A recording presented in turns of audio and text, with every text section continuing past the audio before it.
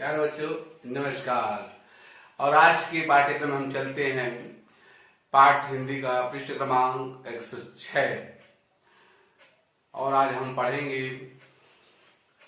आत्मा का ताप। लेखक है सैयद हैदर रजा। संभवतः आप सभी ने किताब खोली होंगे। कला कर्म एक विचित्र उन्माद है, उन्माद नशा है ना। इसे विश्वास से सहेजना है, संपूर्णता से, पहाड़ों के धैर्य के समान मौन प्रतीक्षा में अकेले ही ये है आत्मा की ताप। हम जब कर्म करते हैं तो मन और वचन और कर्म और आत्मा की पुकार, आत्मा गवाह नहीं देता कि ये ऐसा है वो ऐसा है, कहते हैं ना, ये बात है। सैयद हैदर रजा जन्म सन 1922 में हुआ। कहा? बावरिया गांव, मध्य प्रदेश में। अपना बड़ा भाई है, छत्तीसगढ़ का बड़ा भाई, मध्य प्रदेश है ना। सम्मान आपको मिला है grade of officer of the order of arts and letters. मृत्यु सन ज्यादा दिन नहीं हुई बेटा, सन 2016 में हुई। रजा ने चित्रकला की शिक्षा नागपुर स्कूल ऑफ आर्ट्स व sir J school of arts Mumbai से प्राप्त की थी। कहां से प्राप्त की थे? मुंबई से। कौन से स्कूल से? Sir J school of arts Mumbai से, है ना। भारत में अनेक प्रदर्शनियां आयोजित करने के बाद सन 1950 में फ्रांसीसी सरकार की छात्रवृत्ति पर फ्रांस गए और आपने अध्ययन किया। आधुनिक भारतीय चित्रकला को जिन कलाकारों ने नया और आधुनिक मुहावरा दिया है, उनमें सैयद हैदर रजा का नाम महत्वपूर्ण है। रजा सिर्फ इस वजह से कला की दुनिया में सम्मान नहीं है, बल्कि जिन कलाकारों ने आधुनिक भारतीय कला को अंतरराष्ट्रीय स्तर पर प्रतिष्ठित किया है, उनमें हुसैन और सुजा के साथ रजा का नाम अगली पंक्ति में आता है। इनमें हुसैन सबसे ज्यादा घुमक्कड़ रहे, लेकिन उनका केंद्र भारत ही रहा। घुमक्कड़ है, घूम घूम कर काम करने वाले ना। सुजा न्यूयॉर्क चले गए, न्यूयॉर्क जानते हो, न्यूयॉर्क चले गए। और रजा पेरिस, लंदन देखा, पेरिस देखा और देखा जापान, ऐसे बोलते ना, पेरिस में जाकर बस गए। इस तरह रजा की कला में भारतीय और पश्चिमी कला, भारतीय है, पश्चिमी किसको कला कहा गया बेटा? जो पश्चिम दिशा में है, जैसे अमेरिका है, उत्तरी अमेरिका, दक्षिण अमेरिका, अफ्रीका, ये भारत के पश्चिम क्षेत्र में आते हैं। इसका पाश्चात्य संस्कृति, पाश्चात्य देश और पश्चिमी देश कहा जाता है। और हम लोग मध्य में आ जाते हैं। अब पूर्व की ओर देखेंगे तो ऑस्ट्रेलिया देखेंगे, ऑस्ट्रेलिया ये सब देखेंगे, ये सब है। ऊपर भी देखते हैं तो सोवियत रूस, विश्व का नक्शा देखना बेटा, विश्व के नक्शा के बारे में आपको जानकारी मिल जाती है। और ये अध्ययन आवश्यक होना चाहिए, दिशा का ज्ञान होना चाहिए, कौन कहाँ कहाँ पर स्थित है, इसके बारे में जानकारी होनी चाहिए। भारतीय और पश्चिमी कला की दृष्टिकोण में भी लंबे समय तक पश्चिम में रहने और वहां की कला की बारीकियों से प्रभावित होने के बावजूद रजा ठेठ मतलब निश्चित रूप से वे भारतीय कलाकार है। बिंदु उनकी कला रचना का केंद्र है, बिंदु है ना। उनकी कई कलाकृतियां बिंदु का रूपकार है, बिंदु का रूपाकार है, या बिंदु केवल रूपाकार नहीं बल्कि पारंपरिक भारतीय चिंतन का केंद्र बिंदु भी है। यहाँ यह गौरव भी तलब है कि बिंदु की तरफ उनका झुकाव उनकी स्कूली शिक्षा नंदलाल झरिया के लिए कराया था। ठीक है बेटा। गुरु ब्रह्मा गुरु विष्णु गुरुदेव महेश्वर, गुरु साक्षात पर ब्रह्म, गुरु साक्षात पर ब्रह्म तस्मै श्री गुरुवे नमः। जिन्होंने हमको क ख ग पढ़ाया बेटा, वो भी तो गुरु है। आजकल वास्तविक गुरु कहा गया, शिक्षा के क्षेत्र में जिसको दिया जाता है ज्ञान बांटते, उसको गुरु कहा गया है। हमारे कई गुरु हैं, है ना। दत्तात्रेय इसको देते थे, भगवान शंकर का 3 रूप है, दत्तात्रेय, ब्रह्मा, विष्णु और महेश। दत्तात्रेय के नाम जानते हैं, इनके 24 गुरु थे। जिससे आपको ज्ञान मिलता है वह आपका गुरु है। ठीक है। काकचेष्टा पको ध्यानम स्वान निद्रा तथैव अल्पाहारी गिर त्यागी विद्यार्थी पंच लक्षणम। कौआ से भी हमको शिक्षा मिलता है। कौआ क्या है? चेष्टा उसको देखो एकदम बिल्कुल ध्यान से, है ना। कागा के भागा बाढ़े सजनी लिए, हरि के हाथों से माखन रोटी। भगवान के हाथों से भी रोटी खिलती है, चेष्टा होती है ना। बको ध्यानम, बोला की तरह ध्यान से पढ़ना चाहिए, ध्यान से सुनना चाहिए। जब कोई शिक्षा की बातें होती है बेटा तो आपका केंद्र बिंदु वही हो जाना चाहिए, उन्हीं की आवाज सुनाई देना चाहिए। ये भगवत ध्यान। स्वान निद्रा, और हमको एकदम कुंभकर्ण की तरह नहीं सोना है। स्वान कुत्ता की तरह कुकर सोते रहते हैं, जैसे बच्चा आप सुनते जग से देखते हैं, ये स्वान। अल्पाहारी, विद्यार्थी को थोड़ा सा भोजन करना चाहिए। थोड़ा सा भोजन करोगे तो नींद नहीं आएगी, ज्यादा भोजन करोगे आलस हो गया तो नींद आएगी, नींद आएगी फिर आप अध्ययन नहीं कर पाओगे। इस कारण से अल्पाहारी। गृह त्यागी, आप लोग गृह त्यागी घर को छोड़कर तो दूसरे गांव में जाते हैं बेटा पढ़ने के लिए, ये विद्यार्थी के पंच लक्षण होते हैं, है ना। और स्कूली शिक्षक नंदलाल जी ने कराया था। रजा की कला और व्यक्तित्व उदात्तता है ना प्रधान, है ना। उनकी कला में रंगों की व्यापकता, आध्यात्म की गहराई, सबसे देखे ना विद्या पर दो विद्या। रामचरितमानस में भी ये लिखा है, विद्या दो प्रकार की होती है, एक लौकिक विद्या और दूसरा अलौकिक विद्या। लौकिक विद्या से आपको मृत्यु को प्राप्त होता है, जबकि अलौकिक जिसको कहते हैं आध्यात्म, और सबसे बड़ी ताकत होती है बेटा आध्यात्म, पावरफुल होते हैं। जहाँ एक बार स्वतंत्र पहुंच जाते हैं, दुनिया की ताकत जिसको हिला पाए। ये होते संतों के पास आध्यात्मिक शक्ति, आध्यात्मिक पावरफुल होते हैं हम। और जैसे आध्यात्मिक पावरफुल होने के लिए हमको सूर्य के प्रकाश, अस्तोमा सत्यमय तमसोमा ज्योतिर्गमय मृत्योर्मा अमृतंगमय कहा गया ना। तो सूर्य से भी क्या है, ज्ञान का प्रतीक, वहां से ज्ञान मिलता है। हनुमान जी कहते बाल समय विभाग चलियो तब तीनों लोक भयो अंधियारो, और ताहि सुत्रास भयो जगह कोई संकट काहू सुजात न टारो। देवनी हानि करी विनती तब छाड़ दियो रवि कष्ट उबारो, को नहीं जानता है जग में कभी संकट मुझे नहीं नामत। और सर्वप्रथम सूर्य के दर्शन होना चाहिए, ये कहा गया था। सूर्य के ज्ञान के प्रतीक है बेटा। और अच्छे अच्छे रोगों अध्यात्म भी देखेंगे और शारीरिक रूप से देखेंगे तो वहां से ऊर्जा शक्ति मिलती है उनके प्रकाश की किरणें में। और अंतिम मोक्ष तो वही होता है बेटा, सूर्य की किरणों में आपको जाकर के विलीन हो जाना है, ये मोक्ष है। रथन धर्म न काम रुचि गति निच हो निर्वाण, जन्म जन्म प्रभु पद कमल यह वरदान। रजा की कला और व्यक्तित्व उदाता थे, उसकी कला में रंगों की व्यापकता और अध्यात्म की गहराई है। उनकी कला को भारत और दूसरे देशों में भी काफी सराहा गया। रुडॉल्फ वान लेडेन, पीरे गोदी बियर, गीतिसेन, जाक लासेन, मिशेल एम्बियर आदि ने रजा पर मोनोग्राफ लिए थे। फोटोग्राफ लिए थे ना, ऑटोग्राफ बोलते ना, मोनोग्राफ लिए थे। यहाँ दिया गया पाठ सैयद हैदर रजा की आत्मकथात्मक पुस्तक आत्मा का ताप एक अध्याय है। इसका अंग्रेजी से हिंदी अनुवाद मधु बी जोशी ने किया है। यहाँ रजा ने चित्रकला के क्षेत्र में अपने आरंभिक संघर्षों और सफलताओं के बारे में बताया गया है। एक कलाकार का जीवन संघर्ष और कला संघर्ष होता है। संग्राम जिंदगी है, संग्राम गाते हैं गायत्री परिवार, संग्राम जिंदगी है, इसे तो ही लड़ना ही पड़ेगा। मनुष्य को संघर्ष करते रहो बेटा, संघर्ष हो, जितनी बड़ी संघर्ष होगी उतनी बड़ा हमारा विजय होगा, है ना। ये है संघर्ष करते रहना है, संघर्ष करना सीखो। जीवन में क्या हर चीज से संघर्ष करना पड़ता है। धन से आर्थिक परेशानी है तो उसको कैसे किया जाएगा, संघर्ष करो। विद्यार्थी तो विद्यार्थी है, आपस संघर्ष मतलब टक्कर लो कि हम तुमसे ज्यादा नंबर लाएंगे, हम तुमसे ज्यादा नंबर लाकर बताएंगे, दिखा देंगे एक दिन, है ना।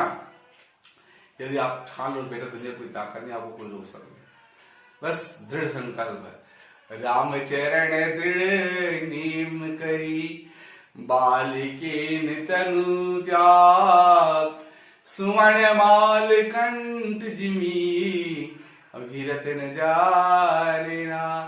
एक भरोसे एक बल, एक ही आस विश्वास, एक राम घनश्याम हित, और चातक तुलसीदास। विश्वास होना चाहिए। वीर तुम बढ़े चलो, धीर तुम बढ़े चलो, सामने पहाड़ हो, सिंह की दहाड़ हो, ये आपने पढ़ा है, देखिए सुनेंगे तो आपको संघर्ष करना होगा बेटा। संघर्ष ही जीवन है, जीवन में संघर्ष करोगे। कायर की तरह मुंह फेर करके छिपोगे नहीं। ये नहीं कि मुसीबत देखे और सिर झुका कर बैठ गया कि आखिर कर्तव्य मोड़। कुछ करना पड़ेगा बेटा, संघर्ष रखेगी, है ना। आया है सो जाएगा, राजा रंग फकीर, एक चढ़े सिंहासन, एक बंधे जंजीर, ठीक है। और उसकी सृजनात्मक, सृजन मतलब निर्माण, बेचैनी, अपनी रचना में सर्वस्व झोंक देने का उसका जुनून था, भूत सवार था, लगन था, लगन। ये सारी चीजें इसमें बहुत रोचक और सहज शैली में भी उभर कर आई है। ये हो गया आपका संक्षिप्त जीवन परिचय। अब चलते पाठ आत्मा का ताप, और ये आत्मकथा है और इसमें हमको देखना यह है कि वास्तव में आत्मा का ताप कैसा होता है। देखते हैं सैयद हैदर अली का रजा का आत्मा का ताप पाठ निकालेंगे।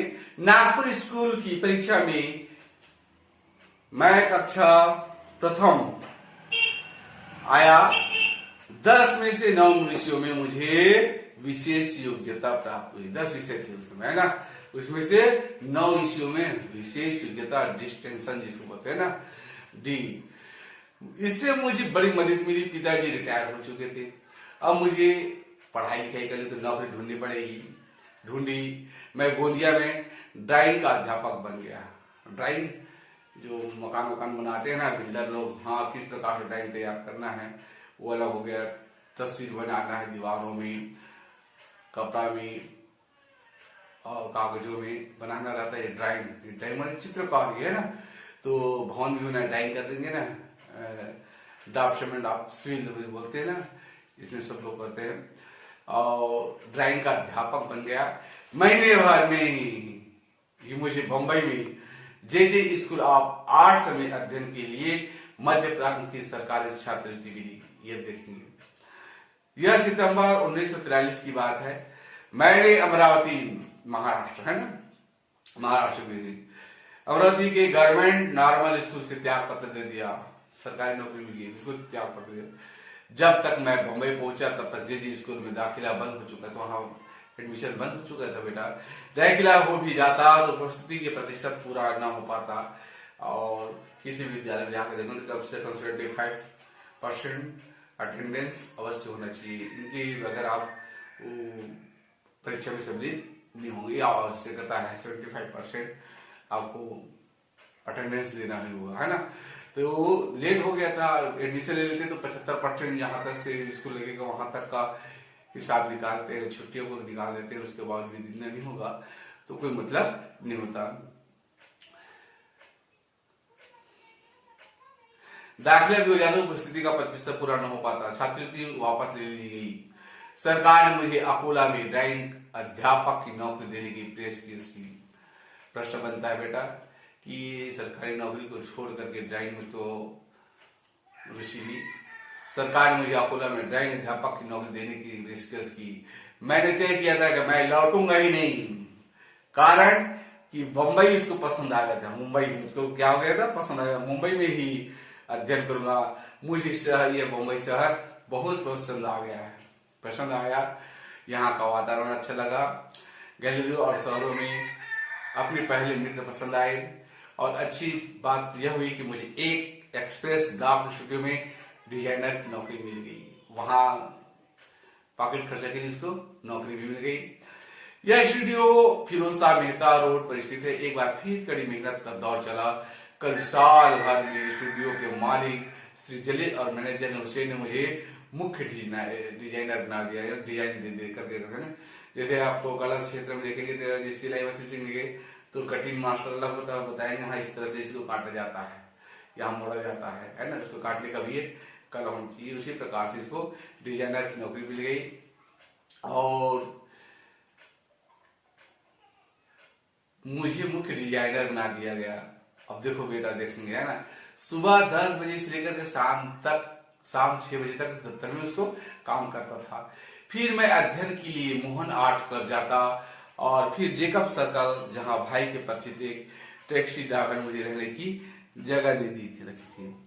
उसने कहा था मैं तो टैक्सी रात भर, बम्बई में देखोगे रात में क्या है, टैक्सी चलते हैं और दिन भर खाली रहता है, रात में खाली रहता है, दिन में सोता है, तो रात में खाली रहता है तो टैक्सी चलाने चले जाता है, तो वहां सो सकते हो, है ना। टैक्सी रात को ही चलाता हूं तो तुम वहां सो सकते हो। वह दिन में कमरे पर लौटता। यह छोटा सा कमरा जेकब सर्कल 7 रास्ता में पहली मंजिल पर था। एक रात जब मैं 9:30 बजे कमरे में पहुंचा तो हमारे दरवाजे पर एक पुलिस वाला खड़ा था। उसने कहा तुम अंदर नहीं जा सकते। क्यों? क्योंकि यहाँ हत्या की वारदात हुई है, यहाँ हत्या हुई है, हत्या हुई है। हम लोग कभी भी राजनीति या किसी भी तरह की संदिग्ध गतिविधियों में शामिल नहीं हुए। मेरी तो अक्ल गुम हो गई। मैं तुरंत पुलिस स्टेशन जाकर कमिश्नर से मिला। उन्होंने बताया कि मैं एक विद्यार्थी हूँ, जेकब सर्कल में रहता हूँ। मेरे कमरे के बाहर पुलिस वाला खड़ा है, मुझे अंदर जाने नहीं दे रहा है। उन्होंने बताया कि मेरे टैक्सी ड्राइवर मित्र राल्फ पर या मुझ पर शक नहीं है। राल्फ की टैक्सी में किसी ने एक सवारी की छुरा मारकर हत्या कर दी थी। अगले दिन मैं जलील साहब को राल्फ कहानी सुनाई तो उन्होंने मुझे आर्ट डिपार्टमेंट में कमरा दिया। मैं फर्श पर सोता, ये देखेंगे बेटी जिंदगी होती है, मैं फर्श पर सोता। वे मुझे रात को 11-12 बजे तक गलियों के चित्र और तरह तरह के स्केच बनाते दिखते। कभी कभी वे कहते तुम तो बहुत देर तक काम करते रहते हो और अब सो जाओ। कुछ महीने बाद उन्होंने मुझे एक शानदार ठिकाना देने की पेशकश की। उनके चचेरे भाई के 6ठी मंजिल के प्लेट पर एक कमरा है, उसमें से 2 पलंग पड़े थे। उनकी योजना यह थी कि अगर मैं उनके यहाँ काम करता रहा तो मुझे कला विभाग का प्रमुख बना दिया जाएगा। मैं जेकब सर्कल का 7 रास्ते वाला घर और उसका गलीच वातावरण छोड़कर नए ठिकाने पर आ गया। पूरी तरह अपने काम में डूब गया। इसका परिणाम यह हुआ कि 4 बरस में 1948 में बॉम्बे आर्ट सोसाइटी का 1948 में बॉम्बे आर्ट सोसाइटी का स्वर्ण पदक मुझे मिला। इस सम्मान को पाने वाले मैं सबसे कम उम्र का कलाकार था। 2 बरस बाद मुझे फ्रांस सरकार की छात्रवृत्ति मिल गई। मैंने खुद को याद दिलाया भगवान के घर देर है अंधेर नहीं है। मेरे पहले 2 चित्र नवंबर में 1943 में आर्ट सोसाइटी ऑफ इंडिया की प्रदर्शनी में प्रदर्शित की गई। उद्घाटन मुझे आमंत्रित नहीं किया गया क्योंकि मैं जाना माना नाम नहीं था। अगले दिन मैं द टाइम्स ऑफ इंडिया में प्रदर्शनी की समीक्षा पढ़ी और कला समीक्षा पन्ना पलटेंगे।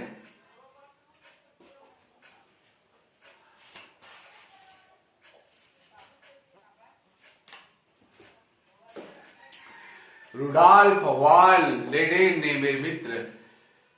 मेरे चित्रों की काफी तारीफ की थी। उसका पहला वाक्य मुझे आज भी याद है।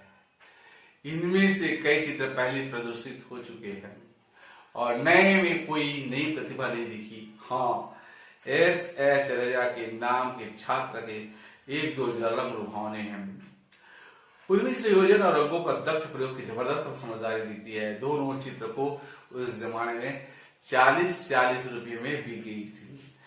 एक्सप्रेस ब्लॉक स्टूडियो में 8-10 घंटा रोज काम करने के बाद भी महीने भर में मुझे इतने रुपए नहीं मिल पाते। वेनिस अकादमी के प्रोफेसर वाल्टर लैंगहैमर से भेंट हुई, याद रखते जाएंगे नाम को ना। तो उन्होंने जर्मन उच्चारण वाली अंग्रेजी में कहा I love your stuff mister Raza, अर्थात रजा साहब मुझे आपका काम पसंद आया। रुडॉल्फ वाल लेडेन की कृपा बनाए रखते थे। इसके बाद वीना के एक कला संग्राहक एमेनुएल सिंगर मेरे काम के प्रशंसक बने। यह मेरी बहुमूल्य उपलब्धि थी। समय के साथ साथ चीजें होती चली गई। प्रोफेसर लैंगहैमर ने काम करने के लिए अपने स्टूडियो दे दिया। द टाइम्स ऑफ इंडिया में आर्ट्स डायरेक्टर थे। मैं दिन में उनके स्टूडियो में चित्र बनाता, शाम को चित्र उन्हें दिखाता तो वे बारीकी से उसका विश्लेषण करते। मेरे काम में उनकी रुचि बढ़ती गई, मेरा काम निखरता गया। मेरे चित्र खरीदने के लिए और आखिर मेरे लिए नौकरी छोड़कर कला के अध्ययन में जाना संभव हो सका। सन 1947 में मैं जे स्कूल ऑफ आर्ट्स अकेडमी छात्र बन गया, क्योंकि अब मैं नौकरी के बिना भी अपनी फीस और रहने का खर्च उठा सकता हूँ। इस तरह से आज के पाठ्यक्रम को ये विराम दिया जाता है। जय हिंद।